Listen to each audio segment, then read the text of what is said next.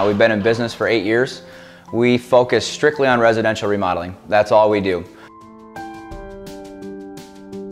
75% of our business deals with cabinetry of some sort. Every single cabinet that we put in is a face frame cabinet. I had a lot of concerns, to be honest with you. We were prepped beforehand that that's what we were going to be dealing with, was a new line of cabinetry. And I had told my guys, said, hey, this is what we're going to get into. Are you interested, for one? And two, do you guys have any experience with it? Because I know myself, I do not.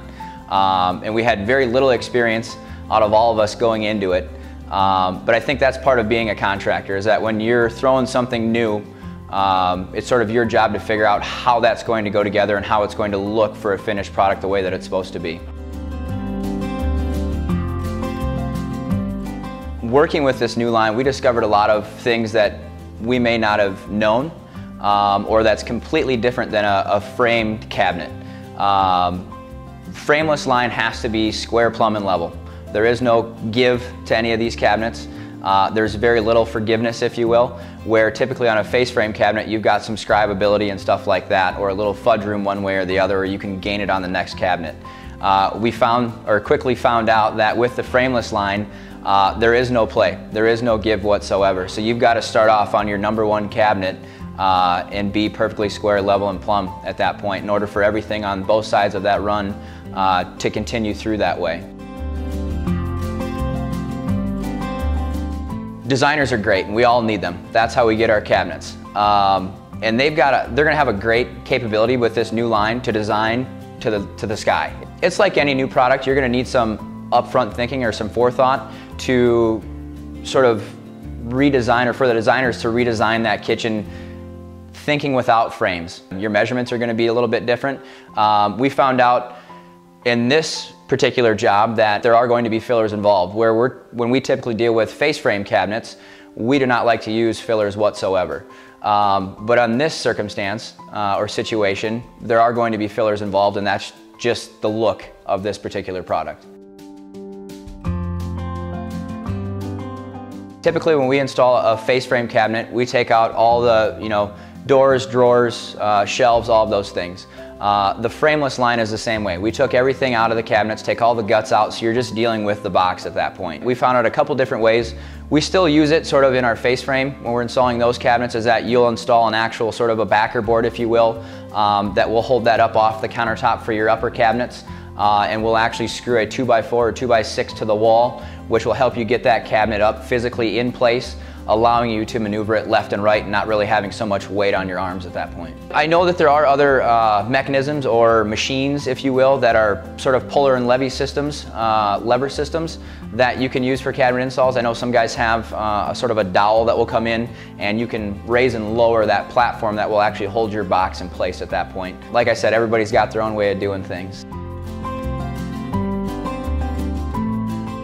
On this particular job, the manufacturer actually supplied us with a male and female screw.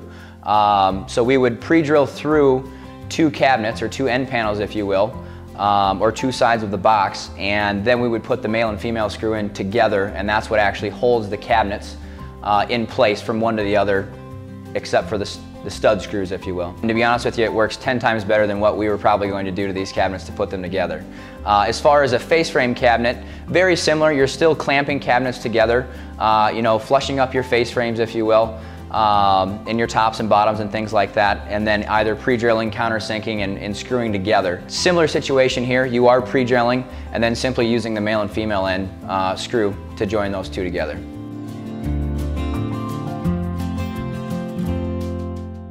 The ladder pack was something new for us as well, but actually, I actually enjoyed the ladder pack. It saves you a lot of time as far as shimming up and things. You simply use 2x4s, 2x6s, however tall you want your toe kick height off the floor, and you sort of build a ladder, if you will, on the floor for the perimeter of your cabinetry or your base cabinets, and then you simply level from front to back your 2x4, your ladder, and simply set your cabinets on top of that and attach to the wall at that point. So that was a very clean and easy process, which saves a lot of work for us.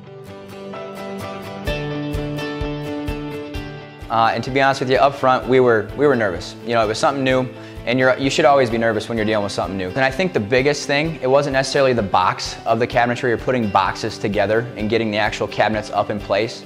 To me, it's sort of the molding aspect of a frameless cabinet compared to a face frame cabinet. The molding applications are a lot more detailed or in-depth, or will allow you to think a little bit more, because there is no face frame to attach your moldings to, your crown moldings or your under cabinet moldings, where you've got to somehow start out with a spacer block or a filler block on top of the actual cabinet and then apply your moldings onto that filler block. So that was a little different for us, and that would, make you think a little bit more whether you wanted your molding to be out flush with your doors or if you wanted them to set back a little bit. So there's a lot of things to think about there when it comes to moldings, where typically when you have a face frame cabinet, the face frame is where it goes, There is no second guessing, that's its home. So that was a little different for us, and that was one thing I think that it worked out well once we got through it, but there's probably some different ways to go about it.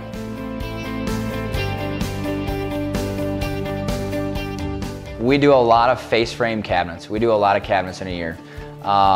And taking out screws and putting screws back in and lining doors up and things of that nature, it's time, and it's time consuming for everyone. Where these doors, you do not have to take out any screws whatsoever. It's simply a click on the back of the hinge and that door or that hinge releases, and it's great. It saves you a lot of time on the project, and the adjustments on these hinges are very good. They're easy to work with, easy to figure out, and pretty self-explanatory once you get the door back up.